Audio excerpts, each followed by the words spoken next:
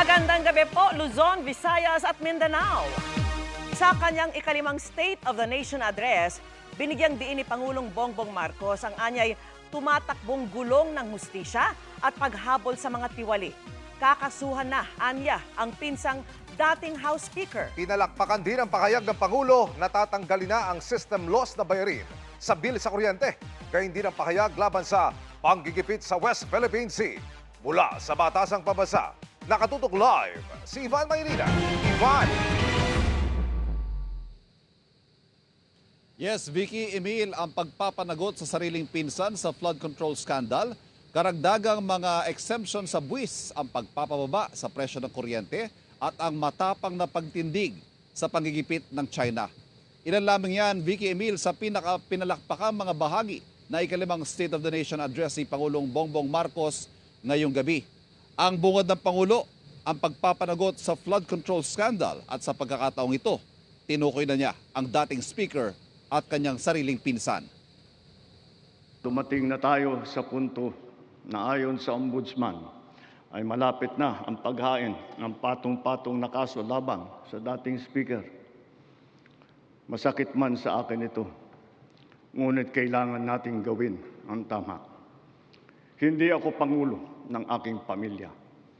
Hindi ako pangulo ng aking kaibigan.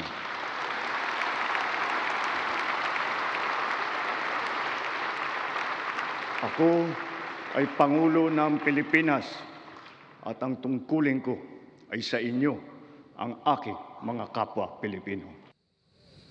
At higit sa pagpapanagot sa mga tiwali, ang pagbawi sa mga pondong dapat ay napunta sa mga mahalagang proyekto para sa taong bayan. Halos 25 bilyong piso ang halaga ng nabawi, frozen at napreserbang mga pera at ari-arian ng mga akusado.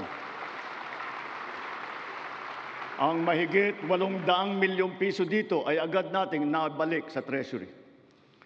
Lahat ng mababawi mula sa mga sangkot na tiwali ay agad ibabalik sa kaban ng bayan. Ipinapaubayan na natin ang pag-uusig sa Ombudsman at sa ating mga pinalakas na National Prosecution Service. Nananalig din tayo sa makatarungang hatol ng hukuman. Makakaasa kayo na ang gulong ng hustisya ay tumatakbo. Sa 1 oras at 26 na minutong talumpati, ilang beses ding sinabi ng Pangulo na mga pondong naiiwas sa mga tiwali, ibinuhos daw sa mga proyektong pakikinabangan. Tinukoy ng Pangulo ang mga ayuda lalo na sa gitna ng nagtaas ang presyo dahil sa giyera sa Middle East. Kanyang inanunsyo ang mas malawak na tax exemption at mga tax amnesty.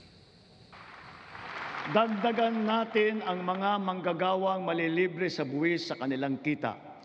Isasama na natin ang mga kumikita ng hindi lalagpas sa 350,000 pesos kada taon.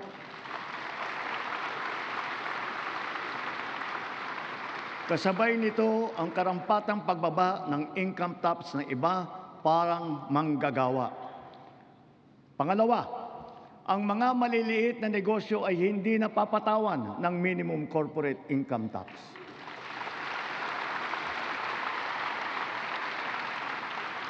Pangatlo, para mapanatag ang loob ng taong bayan ang pagbigay ng amnesty para sa mga hindi nabayarang buwis tulad ng income tax, estate at donors tax at value-added tax.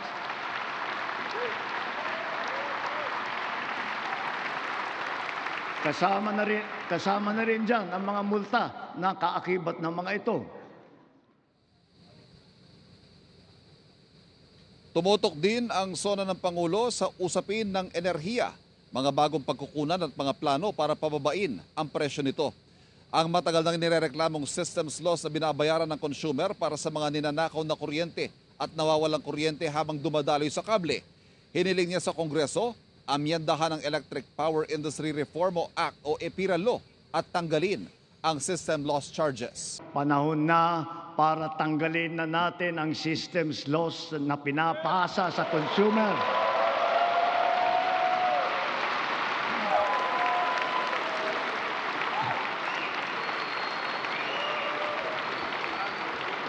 Pinapasa ito sa consumer at kinakarga sa bill na pinapatungan pa ng value-added tax. Hindi naman kasalanan ng consumer kung bakit nagkaroon ng systems loss. Kaya hindi naman tama na kailangan sila pa ang pagbabayarin dito. Therefore, we, the people, we demand for the immediate amendment of the EPIRA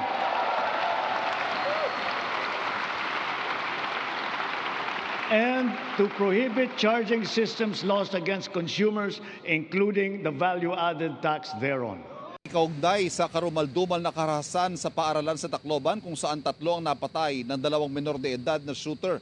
Ang sabi nga ng Pangulo, dapat magtulungan ng lahat para protektahan ang mga kabataan. At the same time, we have to do more to protect our children. We must protect them from the harmful influences and forces that exploit their vulnerability.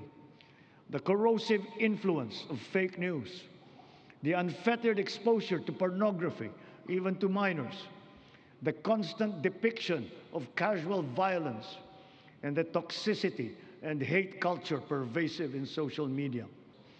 We must all assume a community responsibility for our young people's protection. Samantala, sa kanyang pagtatapos, muling nanindigan ng Pangulo sa karapatan ng Pilipinas sa West Philippine Sea gamit ang mga mismong kataga mula sa ating pambansang awit na umani ng pinakamahabang palakpakan sa talumpating binigkas ng Kalakhan ay sa wikang Pilipino. Let me remind our friends and our detractors, Filipinos are a noble, kind, gracious, and great race. We are not greedy, we are not racists, we are not liars.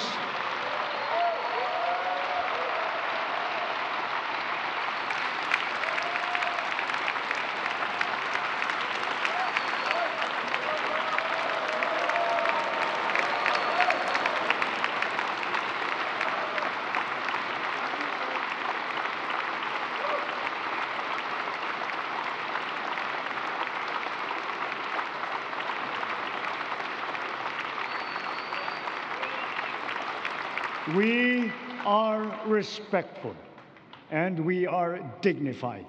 We are Filipinos and we do not yield. Sa mga pang-aalipusta, hindi tayo matitinag.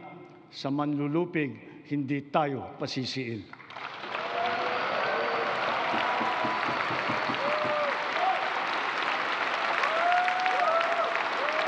2 taong nalalabing bahagi ng Administrasyong Marcos nangako ang Pangulo na ipagpapatuloy ang mga nasimulan at tutuparin ang mga ipinangako kabilang dyan ang mga proyektong pang-infrastruktura at mas pinalawak na mga benepisyong pangkalusugan. Emil. Ivan, sinagot kanina ng Pangulo yung matagal nang tinatanong sa administrasyon kung kailan ba papanagutin sa flood control scandal ang kanyang pinsan si dating Speaker Martin Romualdez.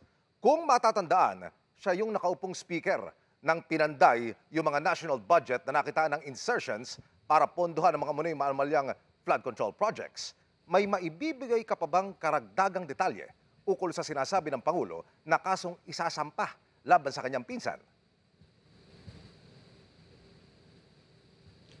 Yes, Emil, ang detalye maibibigay lang namin dyan ay yung mga naririnig din naman natin na ibinabalita mula sa Ombudsman. Ang sinasabi ng Ombudsman, na malapit na sila na isang magsampa ng mga kaso at nag-iipon sila ng mga ebidensya at kung magiging kapareho na mga inihahaing reklamo sa mga ibang nakasuhan na, yan ay marahil ay plunder, ay graft, malversation. Yan yung karaniwang mga inihahain dito sa mga nasasangkot dito sa flood control scandal, Emil.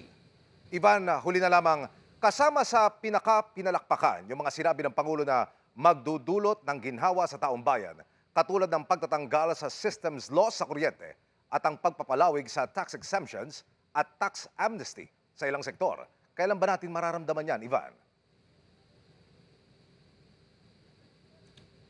Emil, hindi yan agaran kasi ang sinabi ng Pangulo kailangang i-amend, kailangang amyandahan. Halimbawa yung batas ng EPIRA para maipatupad itong pagtatanggal sa systems loss. Dahil itong mga koleksyong ito, mga kinokolektang systems loss, ayan ay inaalaw ng EPIRA law na kailangang amyandahan muna para nga matanggal na. Gayon din ang usapin sa mga tax amnesty at gayon din sa expansion ng mga tax exemption. So siguro depende, Emil, sa magiging bilis ng kilos ng Kongreso para ipasa yung mga kailangang amyenda sa mga umiiral na batas, Emil.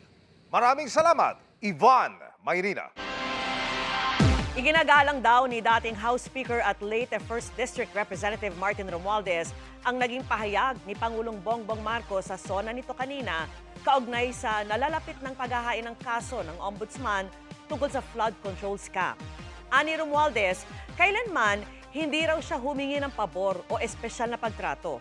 Sang-ayon daw siya na gawin ang tama at ang tamaan niya ay sumunod sa proseso at hayaang ang ebidensya ang magsalita. Naninindigan daw si Romualdez na wala siyang ginawang labag sa batas at handa raw siyang patunayan ito.